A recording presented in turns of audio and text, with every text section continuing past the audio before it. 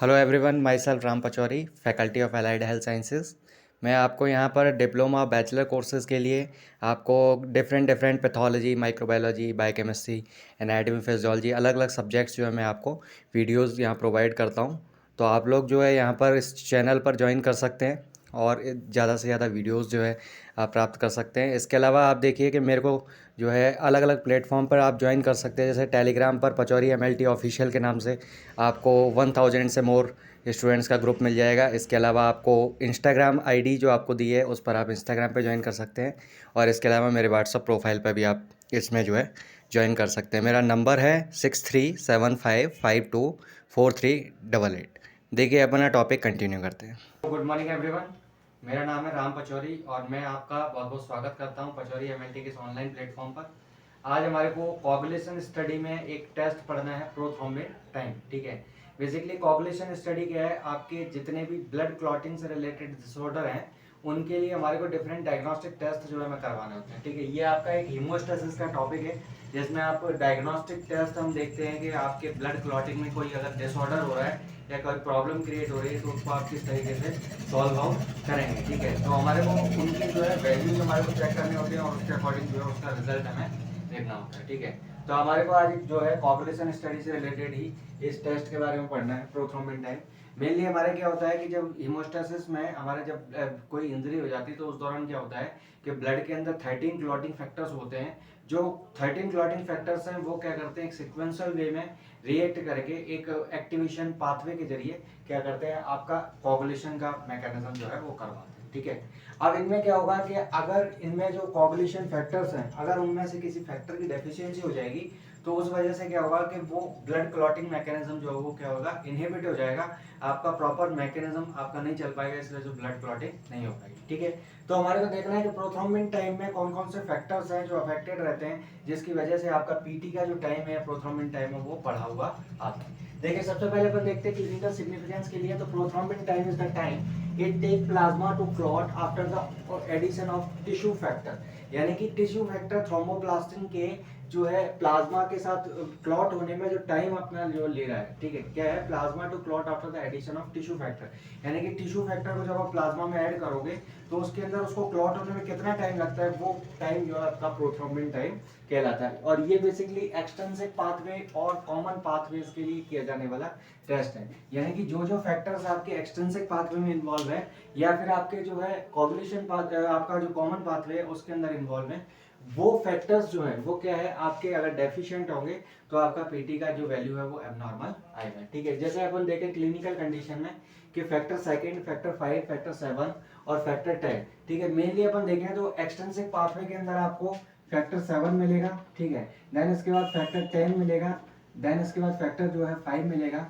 ठीक है, और सेकंड और फर्स्ट, इस तरीके से ये जो फैक्टर्स हैं ये मेनली क्या करते हैं, एक्सटेंसिव पाथवे में इन्वॉल्व होते हैं। तो इनके अंदर अगर कोई प्रॉब्लम होगा तो इसकी वजह से क्या होगा, डेफिशिएंसी की वजह से आपको प्रॉब्लम्स देखने को मिलेगी। ठीक है, तो इसके अंदर इसके अलावा साथ ही साथ कोई ड्रग थेरेपी चल रही हो तो उसके अंदर भी हम क्या करेंगे, आप पीटी का टेस्ट करवाते हैं। ठीक है, इसके अंदर मेथड जो यूज होता है उसको क्विक्स मेथड के नाम से जानते हैं और इसका नॉर्मल जो रेंज होता है वो आपका 14 सेकंड होता है, जिनमें आपका जो है अपन नॉर्मली बोलते हैं 12 से 16 सेकंड का टाइमिंग जो है दिया जाता है। ठीक है, इसके अंदर आप प्रिंसिपल के लिए देखें तो प्रिंसिपल क्या है आपका, PT test determine the clotting time of plasma in the presence of optimal concentration of thromboplastin, यानी थ्रोम्बोप्लास्टिन की कंसंट्रेशन जो है एक ऑप्टिमल कंसंट्रेशन के अंदर जो है प्लाज्मा क्लॉट होने में जितना टाइम ले रहा है वो आपका क्या कहलाता है, पीटी कहलाता है या प्रोथ्रोम्बिन टाइम कहलाता है। और इसके अंदर ये इंडिकेट करता है आपके एक्सटेंसिव क्लॉटिंग सिस्टम की जो है एक तरीके से फंक्शनैलिटी की कितना अच्छे से वो वर्क कर पा रहा है। तो अब एफिशिएंसी उस एक्सटेंसिव फैक्टर की चेक करते हैं। ठीक है, इसके अंदर अगर हम देखें कि कैसे हमारे को ये टेस्ट परफॉर्म करना होता है तो हमारे को क्या है, सबसे पहले एक टेस्ट ट्यूब लेना है, उसमें 2 ml आपको कैल्शियम क्लोराइड लेना है। ठीक है, और उसको आप 37 डिग्री सेल्सियस में इंक्यूबेट करके रखते हैं। ठीक है, इसके बाद अपन को एक टेस्ट ट्यूब के अंदर 0.1 ml प्लाज्मा लेना होगा पेशेंट का और उसके बाद आप क्या करोगे, 0.1 ml आप ब्रेन थ्रोम्बोप्लास्टिन जो है वो जनरली आप उसके अंदर क्या करते हो, मिक्स कर दो। ब्रेन थ्रोम्बोप्लास्टिन जनरली आपके रैबिट के ब्रेन से जो है निकाला जाता है। ठीक है, आजकल जो है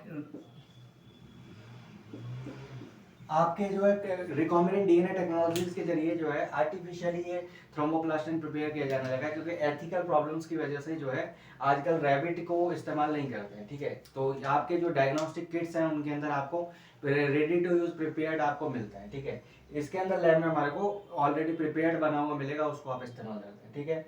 इसके अंदर आप क्या करेंगे, 0.1 ml मिक्स करके उसको आप जो है कुछ टाइम के लिए वेट करेंगे, और 2 मिनट रखने के बाद आप 0.1 ml आपने जो कैल्शियम क्लोराइड का जो सॉल्यूशन लिया था पहले, उस कैल्शियम क्लोराइड के सॉल्यूशन को आप इसमें मिक्स करेंगे, और आप टेस्ट ट्यूब को जो है कुछ टाइम के बाद टिल्ट करके देखेंगे कि आपके जो टेस्ट ट्यूब है उसमें प्लाज्मा क्लॉट हो पाया या नहीं हो पाया। और आपकी स्टॉप वॉच जो है जैसे ही आपका प्लाज्मा क्लॉट हो जाता है आप उस स्टॉप वॉच को बंद कर देंगे और जो है टाइम को नोट कर लेंगे, ठीक है। आप पीटी जो है उसमें पीटी के साथ एक वैल्यू और आती है, इसको आईएनआर बोलते हैं, इंटरनेशनल नॉर्मलाइज्ड रेशियो।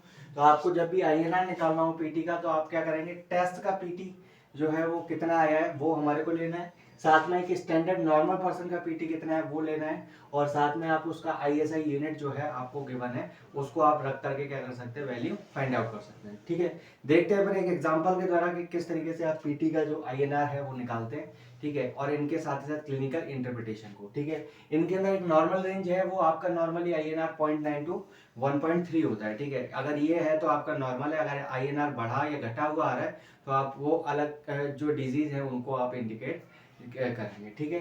तो अपन देखते हैं इसके अंदर कि एक एग्जांपल के थ्रू कैसे आपको आईएनआर कैलकुलेट करना है। आइए देख लेते हैं इसके अंदर जो है आईएनआर का वैल्यू हमारे को कैसे फाइंड आउट करना है। सपोज मान लेते हैं कि इसके अंदर जो है हमारे को नॉर्मल पेशेंट का आपका पीटी मान लें अपन कि आपका 14 है, ठीक है, और हमने जो पेशेंट का वैल्यू निकाला वो आपका आ रहा है पीटी का मान लीजिए 12, ठीक है। तो आप इसमें आईएनआर कैलकुलेट करेंगे कैसे, आईएनआर आपको निकालना है। आईएनआर के लिए क्या है, सबसे पहले आप टेस्ट का वैल्यू रखेंगे, टेस्ट का वैल्यू कितना है 14 है, 14 के आपका जो टेस्ट का वैल्यू है वो तो आपका कितना आ रहा है 12 आ रहा है, और आपका जो नॉर्मल जो स्टैंडर्ड वैल्यू है आपका कितना है 14 है। और इसके अंदर आपको जो है आईएसआई या इंटरनेशनल सेंसिटिविटी इंडेक्स थ्रोम्बोप्लास्टिन के लिए हमारे को पता है 1.6 होता है, तो आप इसको जो है यहाँ पर रखेंगे, और जब आप इसकी वैल्यू कैलकुलेट करके देखेंगे तो आपको जो समथिंग आपको 1.85 के आसपास मिलेगी, आप इसको कैलकुलेट करके देख सकते हैं, ठीक है। तो ये आपका एक जनरल आईएनआर का कैलकुलेशन था, ठीक है। आईएसआई जो होता है वो इंटरनेशनल सेंसिटिविटी इंडेक्स होता है, ठीक है, जो हमारे को थ्रोम्बोप्लास्टिन के लिए ऑलरेडी नॉर्मल है, ठीक है। इनके अंदर जो वारफेरिन थेरेपी होती है, वारफेरिन थेरेपी के अंदर आईएनआर का वैल्यू 2.0 टू 3.0 होता है, और इसके अंदर अगर आईएनआर का वैल्यू 5 से ज्यादा आ रहा है तो इसका मतलब ऐसे पर्सन्स के अंदर ब्लीडिंग के चांसेस जो है वो ज्यादा देखने को मिलेंगे, ठीक है। और जिनके आईएनआर का वैल्यू 0.5 से भी कम आ रहा है तो उसके अंदर क्या है, क्लॉटिंग चांसेस ज्यादा मिलेंगे, यानी कि इंटरनल जो है क्लॉट बनने लग जाएंगे बॉडी के अंदर, ठीक है। तो ये डिपेंड करता है आपके जो है ब्लड क्लॉटिंग में तो कोई एबनॉर्मलिटी होगी या कोई डेफिशिएंसी होगी किसी फैक्टर की, तो इसमें जो है आपको पीटी का वैल्यू प्रोलॉन्ग्ड मिलने वाला है, ठीक है। इसके अंदर एक टेस्ट और होता है जो आप क्या नाम से हीमोफीलिया के लिए करवाते हैं, ठीक है। डायग्नोस्टिक टेस्ट में हीमोफीलिया के लिए भी एक टेस्ट करवाया जाता है, ये भी आपका एक फैक्टर की डेफिशिएंसी से रिलेटेड एक जो है डिसऑर्डर है। इसके अंदर क्या होता है, बेसिकली इंट्रिंसिक पाथवे की वजह से आपको डिसऑर्डर देखने को मिलता है, ठीक है। तो आपका नेक्स्ट जो वीडियो रहेगा उसके अंदर आप पढ़ेंगे एपीटीटी के बारे में, जो बेसिकली अपन इसके अंदर करवाते हैं, ठीक है।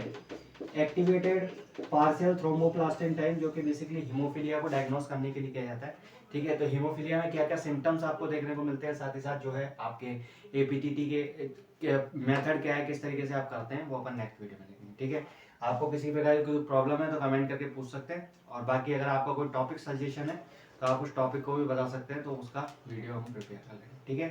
तो मिलते हैं नेक्स्ट वीडियो के अंदर एपीटीटी के। Thank you so much.